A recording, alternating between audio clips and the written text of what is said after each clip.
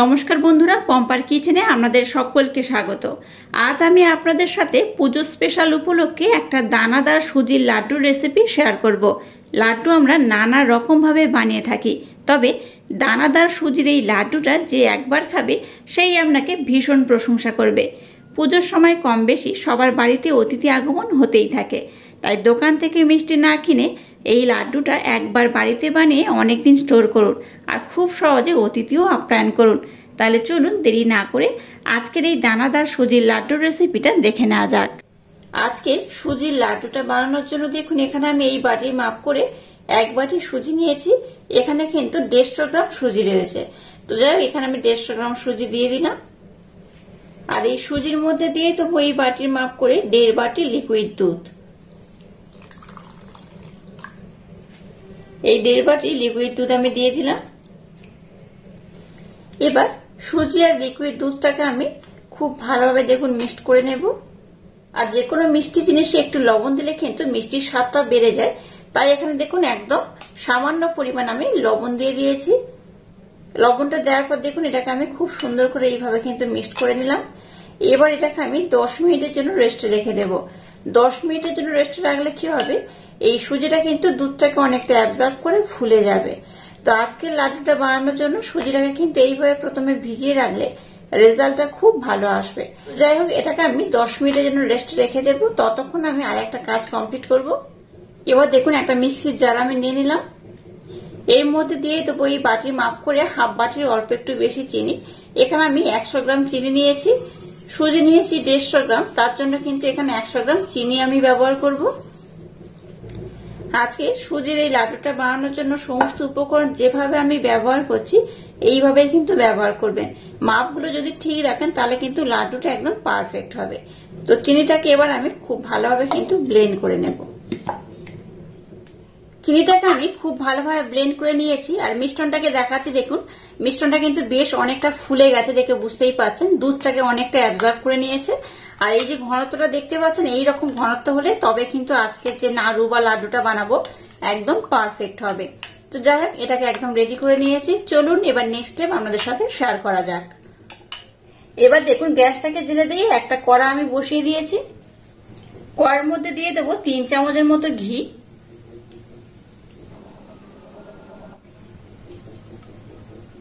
দেখুন এই 3 চামচ ঘি আমি দিয়ে দিয়েছি।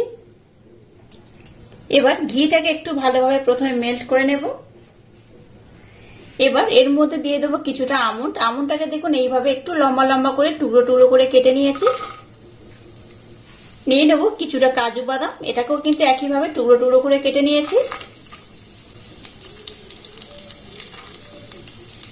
আর নিয়েছি কিছুটা কিশমিশ, এটাকেও দিয়ে দিলাম। এবার সমস্ত ড্রাই ফ্রুট গুলোকে একটু নাড়াচাড়া করে ভেজে নেব। গ্যাসের ফ্লেমটাকে একদম লো রেখে একটু হালকা নাড়াচাড়া করে ভেজে নিলেই হবে। খুব বেশি কিন্তু লাল করতে যাবেন না, একটু নাড়াচাড়া করে ভেজে নিলে যেমন হয় ঠিক সেইভাবে কিন্তু এটাকে ভেজে উঠিয়ে নিতে হবে। আজকে সুজির এই লাড্ডুটা যেভাবে বানাবো দারুণ খেতে হয়, অসাধারণ টেস্ট হয়। আর দেখতেই পাচ্ছেন বেশ অনেকটা কিন্তু ড্রাই ফ্রুট এখানে আমি ব্যবহার করব। আপনারা চাইলে কিন্তু অন্যান্য ড্রাই ফ্রুটও এখানে ব্যবহার করতে পারেন। এটা ভাজতে ভাজতে দেখবেন যখন এটার মধ্যে একটা ক্রাঞ্চি ভাব চলে আসবে তখনই কিন্তু এটাকে নামিয়ে নিতে হবে। এটাকে দেখুন একটু নাড়াচাড়া করে কিন্তু ভেজে নিয়েছি, খুব আর ভাজবো না। খুব ভাজলে এবার কিন্তু এটা লাল হয়ে যাবে, তাই এটাকে আর খুব ভাজবো না। এবার এটাকে উঠিয়ে নিতে হবে। এবার দেখুন এটাকে এইভাবে আমি ঘিটাকে ঝরিয়ে নেব। এবার দেখুন এই কড়াইয়ের মধ্যে অবশিষ্ট যে ঘি রয়েছে বেশ অনেকটাই রয়েছে, দেখে বুঝতেই পারছেন। এখানে কিন্তু আর ঘির প্রয়োজন হবে না। এবার এখানে যে সুজি আর দুধের মিশ্রণটাকে বানিয়ে রেখেছি সেটা দিয়ে দেব।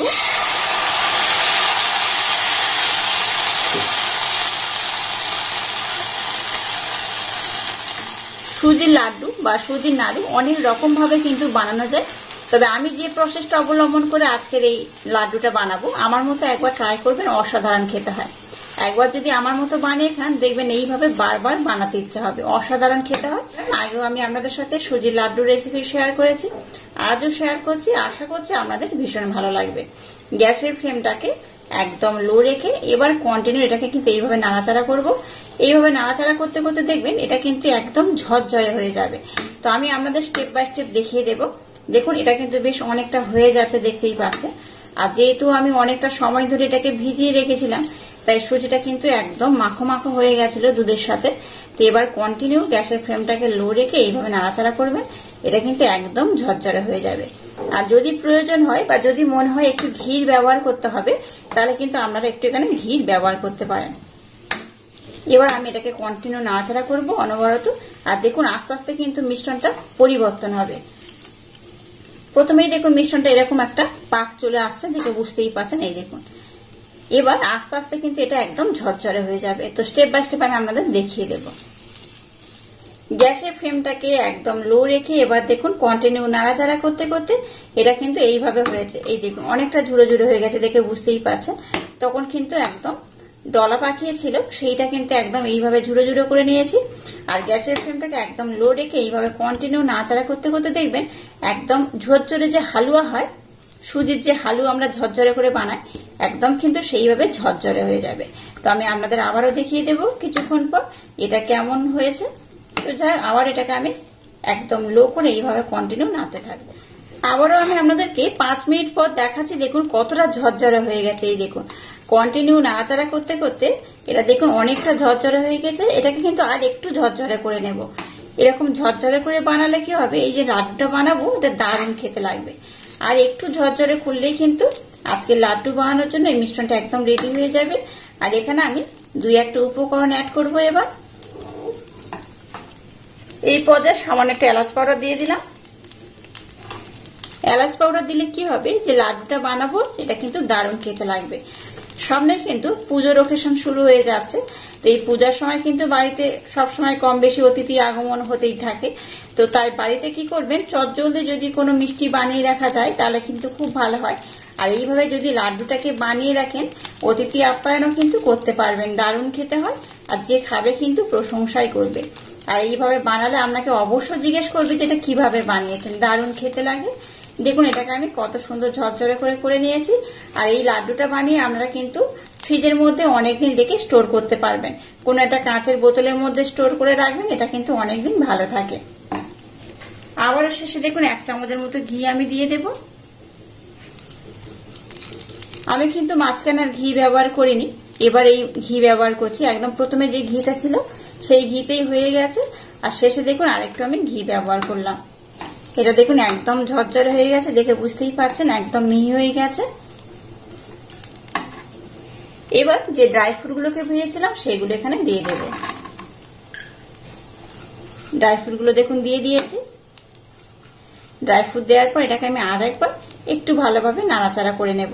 আচ্ছা, চিনিটা যেটা আমি ব্লেন্ড করলাম সেটা কিন্তু এই পর্যায়ে ব্যবহার করা যাবে না। চিনিটা কখন ব্যবহার করতে হবে আমি আপনাদের বলে দেব। তো যাই হোক, এটাকে তো ঝরঝরে করে বানিয়ে নিয়েছি। এবার আমি গ্যাসটাকে বন্ধ করে দেব। আজকে যে লাড্ডু বানাবো তার জন্য এই মিশ্রণটা কিন্তু রেডি হয়ে গেছে। এবার কিছু কাজ আছে, সেটা একটু পরে করব। দেখুন মিশ্রণটাকে এই পাত্রের মধ্যে ঢেলে নিয়েছি। মিশ্রণটা কিন্তু বেশ গরম রয়েছে, এত গরম হলে কিন্তু নেক্সট স্টেপ আপনাদের সাথে শেয়ার করা যাবে না। তো এই মিশ্রণটাকে একটু হালকা ঠান্ডা করে নেব। খুব ঠান্ডা করলে আবার হবে না, একটু হালকা ঠান্ডা করলেই হবে। একটু হালকা ঠান্ডা করার পর নেক্সট স্টেপ আমি আপনাদের সাথে শেয়ার করব। দেখুন মিশ্রণটাকে কিন্তু আমি মোটামুটি ঠান্ডা করে নিয়েছি, খুব ঠান্ডা নয় আবার খুব গরম নেই, হাত দিতে পারছি এইভাবে কিন্তু এটাকে আমি ঠান্ডা করে নিয়েছি। এবার দেখুন যে চিনিটাকে আমি মেল্ট করলাম সেটার মধ্যে দিয়ে দেব। সম্পূর্ণ চিনিটাকে আমি দিয়ে দিলাম। এবার কি করব, চিনির সাথে এটাকে আমি খুব ভালোভাবে কিন্তু মিক্স করব। আচ্ছা, খুব গরম অবস্থায় যদি চিনিটা দিতাম কি হতো, চিনিটা কিন্তু মেল্ট হয়ে যেত, তাহলে যে লাড্ডুটা বানাবো এটার কিন্তু তেমন একটা টেস্ট হতো না। তাই চিনিটাকে একটু ঠান্ডা করে নেওয়ার পর দিলে তবে কিন্তু একদম পারফেক্ট হবে। তো এবার আমি কিন্তু এটাকে খুব সুন্দর ডলে ডলে একদম ভালোভাবে মাখিয়ে নেব। এই দেখুন। আচ্ছা, এটা মাখানোর পর যদি যখন আমরা নাড়ুটা বানাবেন বা লাড্ডুটা বানাবেন, যখন মুঠি করবেন দেখবেন এইভাবে কিন্তু মুঠি হবে। আর যাদের মুঠি হবে না কি করবেন, একটু গরম দুধ কিংবা একটু ঘি দিয়ে দেবেন, তাহলেই দেখবেন এটা খুব ভালোভাবে কিন্তু মাখানো হয়ে যাবে।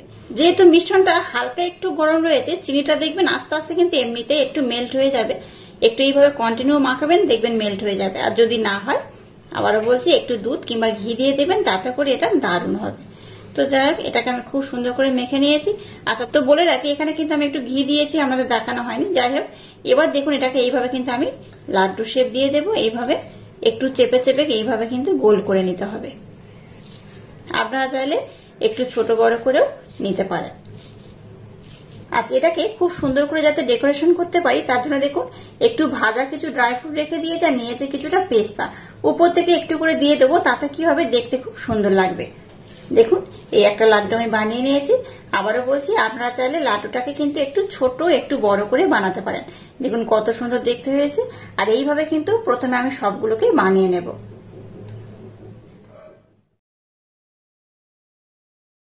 এবার উপর থেকে একটু করে পেস্তা আমি দিয়ে দেবো। পেস্তা দিলে কি হবে দেখতে খুব ভালো লাগবে।